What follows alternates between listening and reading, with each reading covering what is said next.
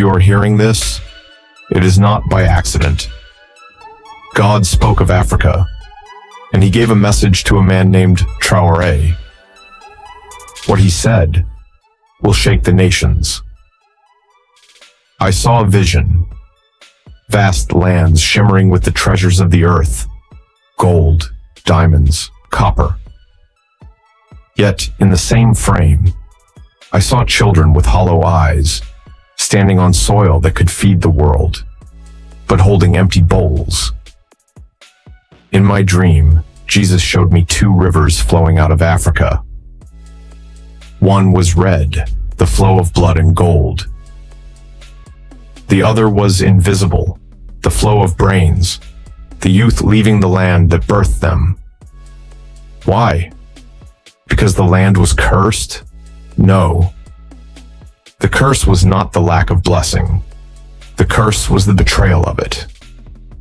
For 60 years, trucks rumbled down dirt roads, carrying the harvest away under the cover of night.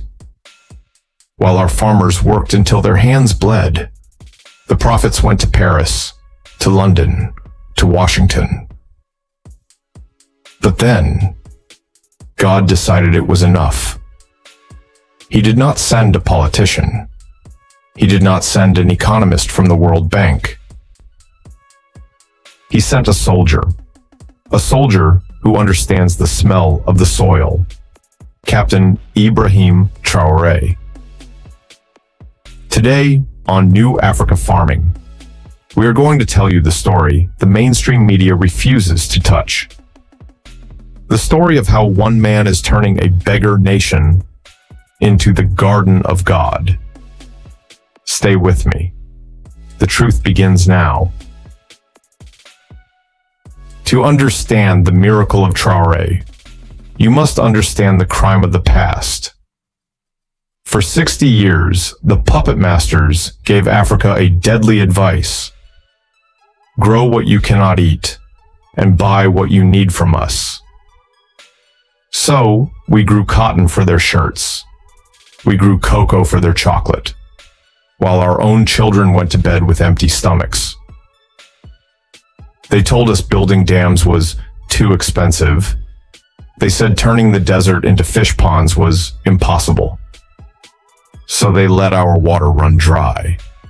They let the Sahel become a graveyard of dust. Why?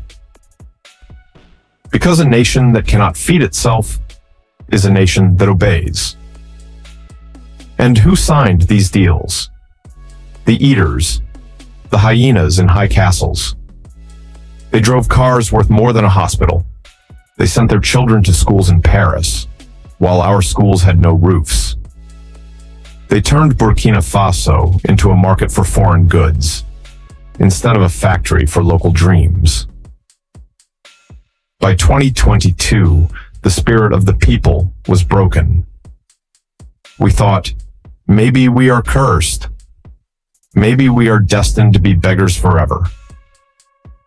The world looked at us and saw only poverty. The terrorists looked at us and saw prey.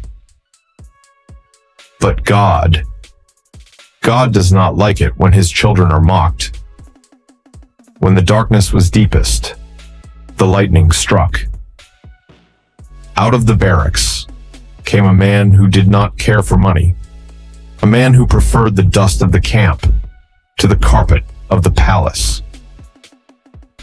He looked at the dry desert and said, "If they won't give us water, we will dig it ourselves." The world expected him to buy tanks. Instead, he bought tractors. Captain Traoré declared a new war, not against a foreign army, but against hunger. He calls it the offensive agropastoral. His weapon is not a missile, it is a seed. Look at this. In the middle of the burning desert, water, life, fish. Critics said it was madness, but Traoré launched the Desert Aquaculture Project. 2,000 fish ponds, 10,000 hectares of water surface. turning the dry sands into a blue engine of food. Why does this matter? Because every fish grown here is a fish we don't import from Europe. And every young man working at these ponds is a young man not holding a gun for the terrorists. He created 12,000 direct jobs with this project alone. He is not just feeding stomachs, he is feeding dignity. And he didn't stop at fish. He told the tomato farmers, no more rotting harvests, and built the Bobo Dioulasso factory. He told the wheat importers, get out, and planted thousands of hectares of wheat in the north. His policy is simple, yet terrifying to the West. We eat what we grow what we eat. This is the new Africa farming revolution.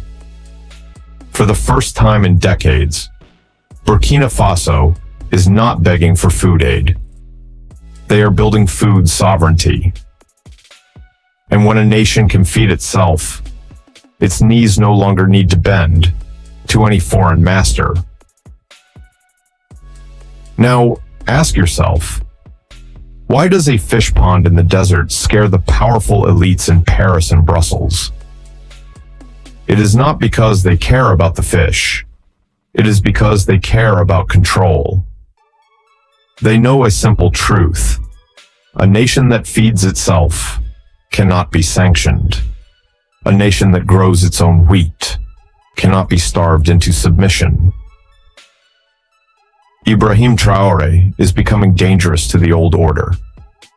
Not because he has nuclear weapons, but because he has a working model.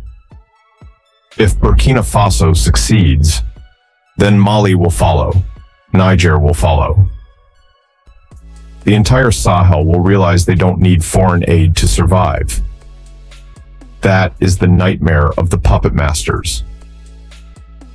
So, the Goliath is fighting back. They smear his name in the media.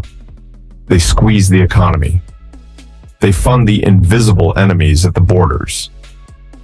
But they made a miscalculation. They forgot that Traore fights not with a bank account, but with a higher power. When intelligence agencies ask, who funds him, Russia, China? The answer is much simpler. He has a banker you cannot sanction, the Almighty. You cannot freeze the assets of a man who owns nothing and gives everything to his people. You cannot threaten a soldier who has already made peace with God. This is a spiritual war as much as a political one. On one side, the hyenas, driven by greed. On the other, the farmer soldier, driven by duty. And for the first time in history, the hyenas are afraid, because the lion has woken up, and he is armed with a plow and a prayer. Someone from Guyana wrote to us, I used to cry when I saw the suffering, but today I cry no more. This is a blessing. Another viewer from Trinidad said, America is watching us, but we hope for an aqua project like yours to feed our people. From Malaysia to England, the world is waking up. They see that Traore is not just building ponds, he is building faith.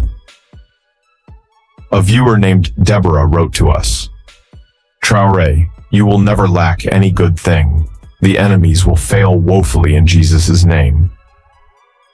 Another compared him to King Solomon, a leader who understood the wisdom of the earth, the water, and the seed. This is not just politics anymore. This is an awakening of the soul. The critics asked, where will the money come from? They estimated the cost at $180 million. But they forgot the cost of doing nothing is starvation.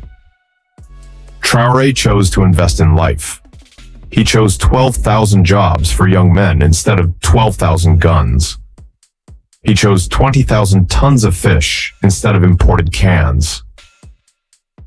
Marcus Garvey once said, "Do not depend on another man to feed you." Today, Burkina Faso is living those words.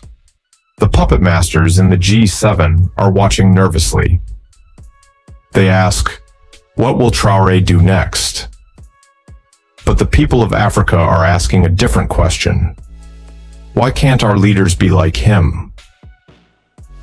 To our brothers and sisters in America, in Europe, in Asia, look at this man. He is fighting Goliath with a fish pond. If you believe God protects those who feed his sheep, if you believe in a new Africa farming, then stand with him. Pray for him. Share this truth. And subscribe to New Africa Farming.